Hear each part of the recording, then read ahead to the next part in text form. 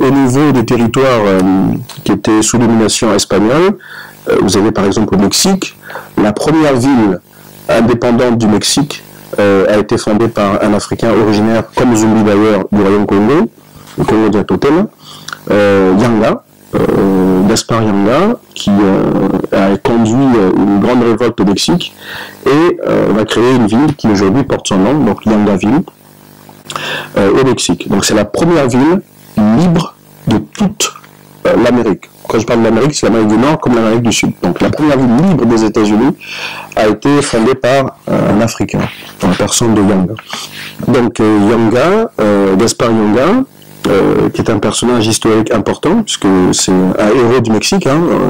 On a tendance à oublier que le Mexique n'est pas seulement un territoire peuplé d'Amérindiens, donc les descendants des Aztèques, et les conquistadors espagnols, mais il est également peuplé par des descendants d'Africains qui ont été déportés massivement dans ce territoire. Donc, pour la petite histoire, lorsque les conquistadors sont arrivés en Amérique du Sud, on oublie souvent de citer que parmi eux, il y avait des Africains libres qui étaient aussi conquistadors. Ah, ça, c'est peu banal, parce que pour la petite histoire, vous savez que l'Espagne, pendant 7 siècles, avec le Portugal, donc la péninsule ibérique, avait été colonisée par les Africains. Et ce sont ces Africains, ces Moros, qui vont apprendre aux Espagnols, les Portugais, donc la navigation en haute mer, les instruments pour se repérer à partir des étoiles, l'astrolabe, etc., la boussole, les fameuses caravelles, parce que la caravelle n'est pas une invention occidentale, c'est une invention africaine, puisque les caracs, les bateaux qui étaient construits à cette époque par l'Europe, ne permettaient pas à celle-ci d'organiser des expéditions haute mer. Et donc c'est grâce à l'apport technologique des Maures, donc des Africains vivant en Espagne, que cette aventure pourra avoir lieu. Et donc lorsque Christophe Colomb embarque dans les bateaux, donc la Pinta, la Niña et la Santa Maria pour aller à la conquête du Nouveau Monde, pour retrouver la fameuse route des Indes, il avait avec lui, dans le personnel navigant, il avait avec lui des Africains qui connaissaient toutes les techniques de navigation pour aider ces Occidentaux à aller en Amérique. Donc, petite parenthèse que je ferme.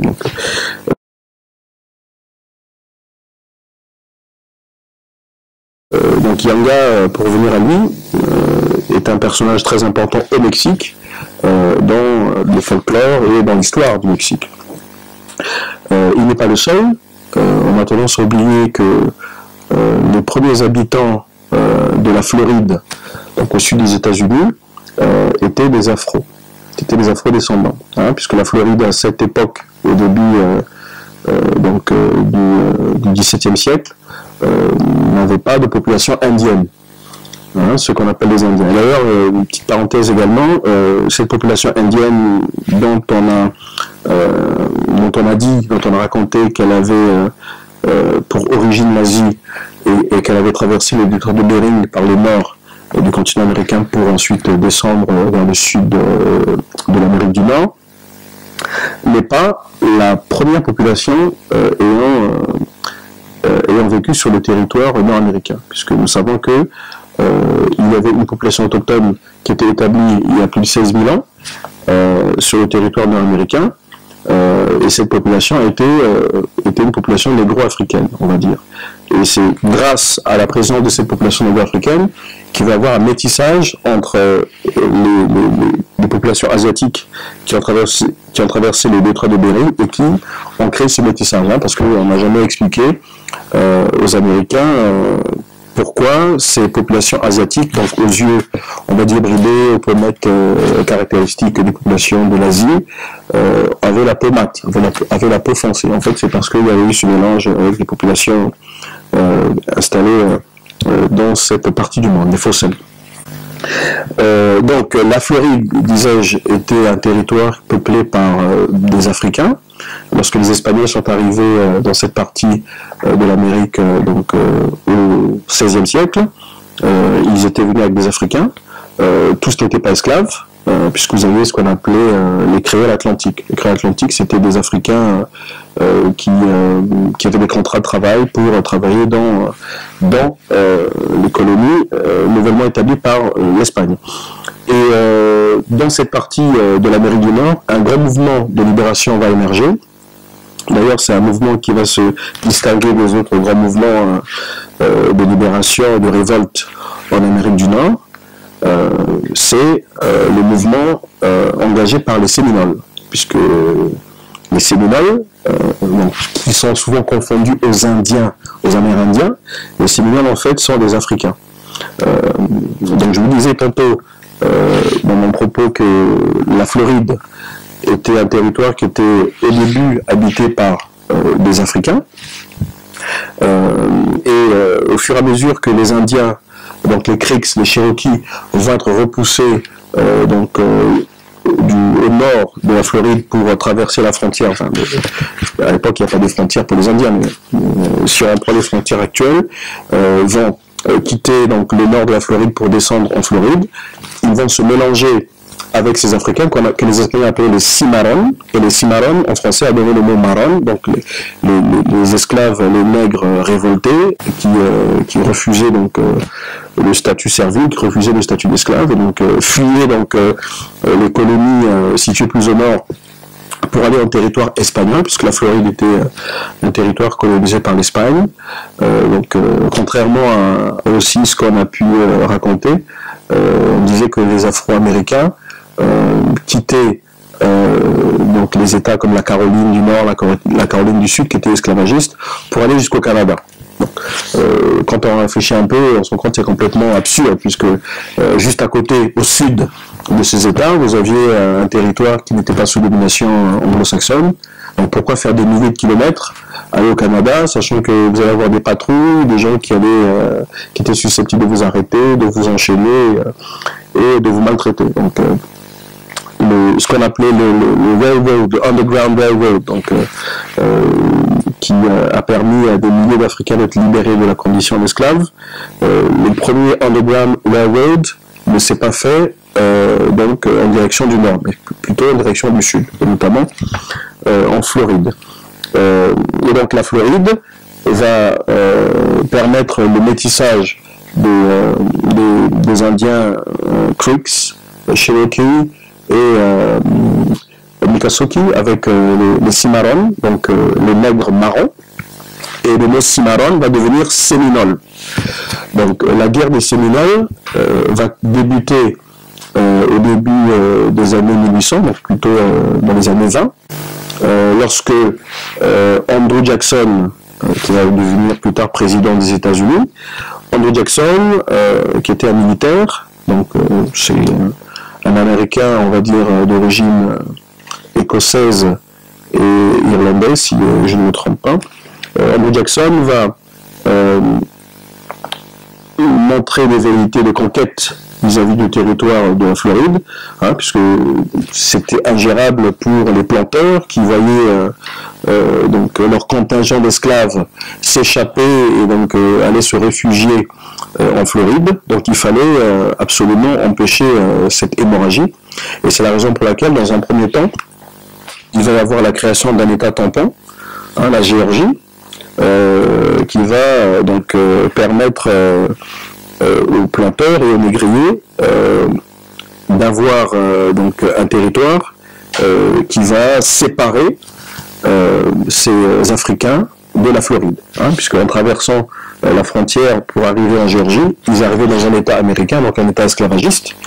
Je ne vous rappelle pas la chanson que Ray Charles a composée pour la Géorgie, lorsque, à l'époque où lui-même, en tant qu'Afro-Américain, n'était pas autorisé à faire des concerts en Géorgie, qui a gardé cette vieille tradition esclavagiste. Donc la Géorgie va être un territoire tampon pour empêcher les Noirs américains, les Afro-Américains, de pouvoir rejoindre la Floride qui était sous domination espagnole. Et donc, lorsque les Séminoles vont se mélanger avec les Indiens, beaucoup d'Afro-Américains vont être à la tête des tribus, on va dire, indiennes, hein, comme les Kasuki ou bien les autres.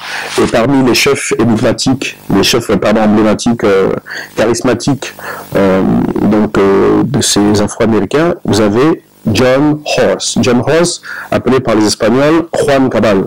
Et Juan Caballo, c'est vraiment un stratège de très très haut vol, un génie militaire qui va conduire donc la révolte des Séminoles face à l'agression exercée par les États-Unis. Ils avaient créé un fort qui s'appelait Fort Negro, qui était une ville donc où ils étaient libres, tous ces Africains étaient libres, et les Espagnols n'avaient rien à dire puisque vous savez que l'Espagne a eu à avoir des démêlés avec la puissance britannique, la puissance anglaise, et donc elle va jouer aussi de la présence de ces Africains pour un certain nombre de choses. Donc pour revenir à John Caballo, qui était un des chefs charismatiques de ces Africains, il a joué un rôle très important auprès d'un chef indien, un chef séminole, en la personne de... il a un nom, Aya, le nom indien c'est Aya Serola, donc un chef important donc indien de la Floride. Et ce chef avait une femme qui était africaine, qu'on appelait Morning Dew, donc la rosée du matin. Et ensemble, ils vont avoir un enfant, donc un enfant métis afro et puis indien, en la personne de Wildcat, le chat sauvage. Et donc le chat sauvage et le chef John Caballo, John Ross, vont des leaders incontestables. Ils n'étaient pas les seuls, vous avez aussi quelqu'un comme Abraham et d'autres qui vont combattre les Américains pendant toute cette période. Et il faut savoir que dans toute l'histoire des révoltes qui ont eu lieu en Amérique du Nord, la résistance de John Caballo, enfin de John Ross, a été monumentale puisqu'elle a duré plus de 50 ans. Donc pendant 50 ans, il a tenu tête à la puissance américaine. C'est quand même pas pédale. Pendant 50 ans, il a réussi à tenir tête à la puissance des États-Unis d'Amérique. Ce nègre. Et face à la résistance du mouvement des Séminoles, de ces populations africaines, puisque vous allez avoir plusieurs guerres, hein. Vous allez avoir la première guerre, la deuxième guerre, la troisième guerre des Séminoles, parce qu'à chaque fois que les Américains essayaient de les vaincre, ils n'y parvenaient pas.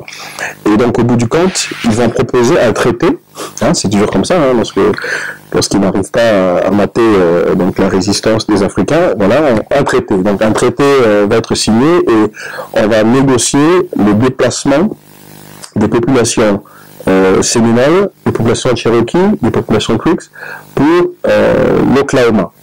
Et c'est comme ça que Andrew Jackson, qui en fait, lorsqu'il avait lancé ses opérations de conquête, c'était pas avec l'aval du Congrès américain, hein, c'était une aventure, on va dire, qui montrait à quel point il était ambitieux. Et d'ailleurs, son ambition va le conduire à être gouverneur, et puis le gouverneur, il va être gouverneur militaire, le gouverneur, il va devenir président des États-Unis. D'ailleurs, Jackson, la ville de Jackson en Floride, voilà, est un témoignage du rôle qu'il a joué pour la création de cet État, qui va être en fait acheté, puisque les Espagnols qui étaient pris dans la guerre qu'ils avaient avec les Anglais vont accepter de signer donc un traité, et ce traité va permettre à l'Amérique d'acheter l'État de Floride. Donc l'État de Floride, c'était un territoire immense qui dépasse les frontières de l'actuelle Floride. Donc ça va être vraiment à vil prix. Hein. À vil prix, le territoire va être acheté par l'Amérique, et les populations vivant en Floride vont aller se réfugier dans l'Oklahoma, qui n'était pas encore un État membre de la Fédération états-unienne.